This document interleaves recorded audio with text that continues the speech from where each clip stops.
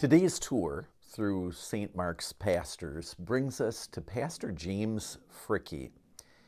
Pastor Fricke served us from the year 1956 to the year 1962.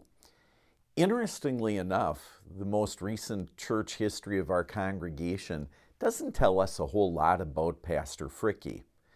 It's not that the school was added on to or the church was added on to during his day. It's not that they were days of great controversy, at least in our church.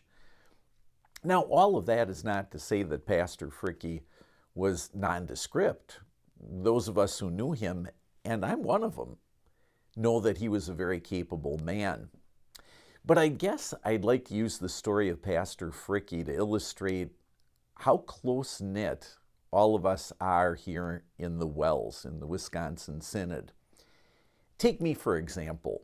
Now, I grew up upstate, Sturgeon Bay, Wisconsin. I was not the son of a pastor. I was not the son of a teacher. And yet, listen to all these connections I have with Pastor Fricke. Pastor Fricke served here at St. Mark's as pastor. I serve here at St. Mark's as pastor.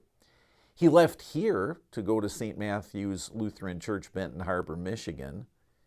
That's where years later I vicared.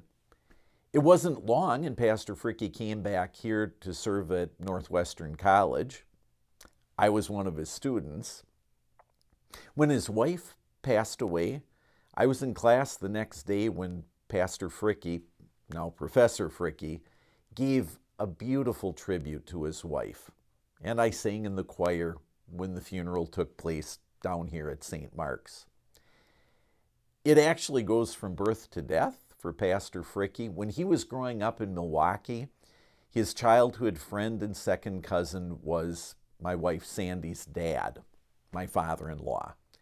And when Pastor Fricke passed away, late in 1998, over in New Ulm, Pastor Sutton did his funeral. Over here in Watertown, I did.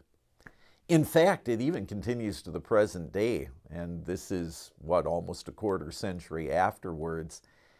Just weeks ago, I preached at Pastor Fricke's first congregation. I preached there for a wedding. It was Aberdeen, South Dakota, Trinity Lutheran Church.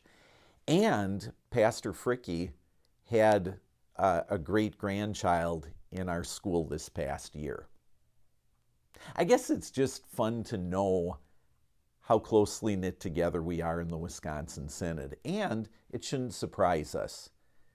We have God together as our adoptive Father. Jesus Christ, God the Son, has made himself to be our big brother. And God the Holy Spirit is the DNA that unites us. So friends and family, have yourselves a terrific week.